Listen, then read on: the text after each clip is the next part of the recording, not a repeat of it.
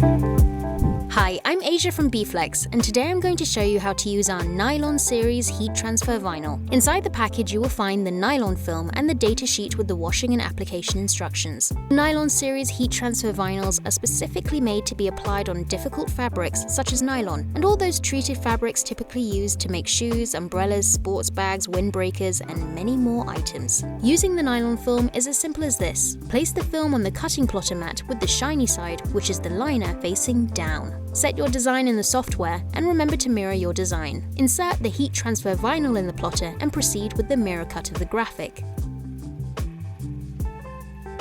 After the cut is complete, remove the film from the plotter and trim the graphic with scissors. Weed the excess material.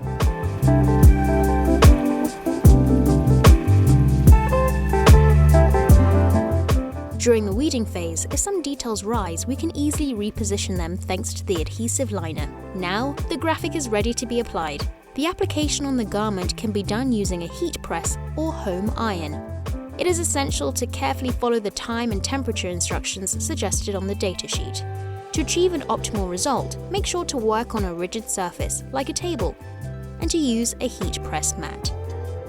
Place the garment on a heat press mat.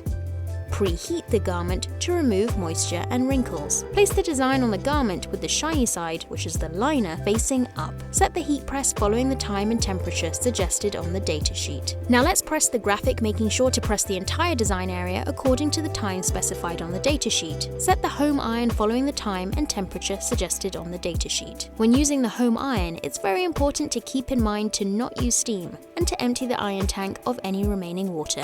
Our heat transfer vinyl does not require any protective film such as Teflon or parchment paper, but to facilitate the sliding of the iron on large graphics, as in this case, we use parchment paper. Let's press the design with circular movements on its entire surface.